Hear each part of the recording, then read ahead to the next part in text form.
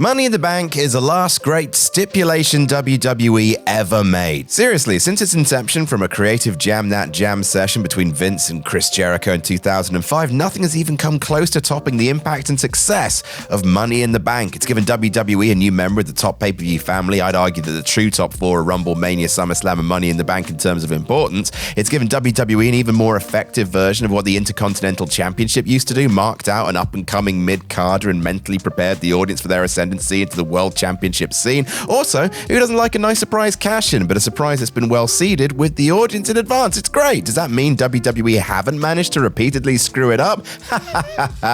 Absolutely not. I'm Adam, hailing from partsFUNknown. Here at 10 times WWE got Money in the Bank wrong. Quick point of order, this list won't cover wrestlers who cashed in then went on to have terrible title reigns like Jack Swagger, Big E, Del Rio, none of that. This is only specific mistakes WWE made in either picking the case holder, how they cashed it in, or how they treat the person wielding it while they had it. And to that point, number 10, win case, lose everything. I've never understood why WWE did this, but they've done it over and over again with the person winning the Money in the Bank, that the moment the normally heel wrestler wins it, they go on an intense losing streak. Ziggler, Sandow, Corbin, Miz, Theory. Like, I'm not dumb. I do understand the vague logic of if they lose all the time, it'll be even more surprising when they cash in and win the championship, but it's just so ass backwards in terms of what the case should be doing, conditioning the audience to slowly accept a wrestler as a top guy. Instead, what tends to happen is that the wrestler ends up looking like a jobber for ages, so now you have a jobber holding the world championship, and suddenly it doesn't make sense to book them strong, so they end up having a really poorly booked reign, if they even get a reign at all. Number 9, the tragic case of Mr. Kennedy. Man, he might still be the unluckiest dude in WWE history. Multiple times Mr. Kennedy was earmarked for success during his WWE run.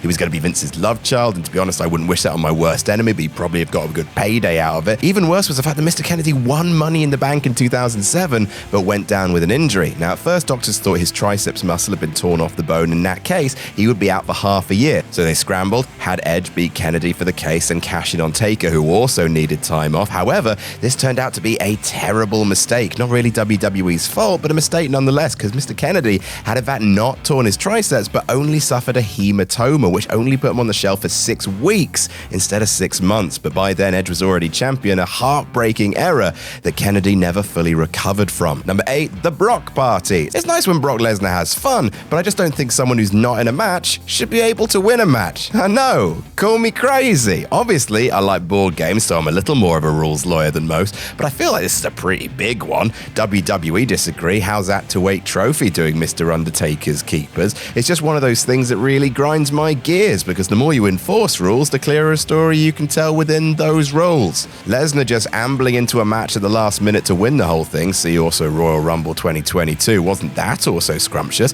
It just opens up a can of worms for the future. Could I jump over the guardrail, climb up and steal the case myself? I mean, why would I? I already have a briefcase that I will never lose. Number 7, the tragic case of Braun Strowman. What the f*** happened? What the f***? When the main event of SummerSlam 2018 rolled around, we all thought that WWE had absolutely smashed it. Braun comes out to a huge ovation. That's how over this lad used to be. Go back and listen to that pop. He gave Brock a fun new nickname in Beastie Boy, then announced that whoever won this match between Roman Reigns and Brock Lesnar, Braun was next. Amazing. Now the whole match, everyone's looking forward to the cash-in, making the whole fact that this was Reigns-Lesnar 4 a bit more palatable. Instead, WWE went the most confusing and least satisfying route possible, having Lesnar humiliate Braun on the outside, chuck his case away, and then Brock got pinned, only for everyone watching to be like, so is Strowman... Is the show over? Why are they showing the logo? Roman would vacate the title in a few months anyway due to ill health. Not that WWE was supposed to know that, of course, but if ever it was Strowman's time, this was the time. Number 6, John Cena has no business here. In 2012, they held the WWE Championship briefcase ladder match, main eventing the show over Daniel Bryan versus CM Punk, which is some bullshit. And it also saw the briefcase be won by John Cena, which is some weapons-grade bullshit. Why? Because it's John Cena. He's never and will never need a briefcase to earn himself a title shot. He could literally come down to the ring anytime he liked and challenge CM Punk to a title match. You know how I know that? Because that's literally what he spent the next few months of 2012 doing. Cena cashed in at Raw 1000 but failed due to Big Show shenanigans, the worst and slowest type of shenanigans, then immediately got a rematch at SummerSlam and Night of Champions and Survivor Series. So, I mean, yeah, good job of mid-card. Didn't win the case, I suppose. That would have been a total waste of time. Grumble, grumble. Number 5, the tragic case of Damien Sandow. And speaking of John Cena, poor Damien Sandow, they raised our hopes and dashed them quite expertly, sir. For a lot of 2012 and 2013, Damien Sandow was one of the best characters they had on SmackDown. Strong gimmick, cut great promos, had an ace tag run with Cody Rhodes. When he won the case in 2013, people were excited to see his World Heavyweight title run, and even more so when he debuted a leather version of the case, the best custom briefcase of all time, and it's not even close. However, little did we know that the big gold belt wasn't long for this world. The plans were afoot to unify it with the WWE title, and alas, they'd already done the whole losing streak thing with Sandow, so he probably wasn't the guy to have that match with Orton. This is why you don't do that booking strategy, by the way, lad. Sandow cashed in on Cena, an injured Cena no less, and still couldn't get the job done. A loss that broke his mind and sent him on a spree of dressing up as various characters every week. It's a dark timeline. And number 4, it's Corbin time. Now look, yes, on one hand, I am as unenthused about a Baron Corbin world title run as the rest of you. However, on the other hand, the WWE title was on Jinder Mahal at the time, and it may be faint praise, but Corbs was a damn sight better in the ring than Jinder was. Unbelievably, it would have been a step up. Also, if the backstage tales were to be believed, the reason Baron lost his case was some bollocks. A very public punishment for speaking up and publicly undermining a doctor who was downplaying the effect of concussions in the NFL during a meeting. This led to a ton of heat on Baron, coupled with John Cena allegedly advising creative that Corbin wasn't ready, leading to what's now only the second most embarrassing cash-in attempt of all time, cashing in and instantly getting rolled up by Jinder Mahal of all people. Help no one that. Jesus wept. Number 3, just about everything about 2020. The pandemic did a lot of very strange things to WWE. I mean, they pushed Bayley, which would never have happened in real life. Truly a bizarre dimension. And speaking of bizarre, how about that goddamn Money in the Bank short film they shot around Titan Towers, eh?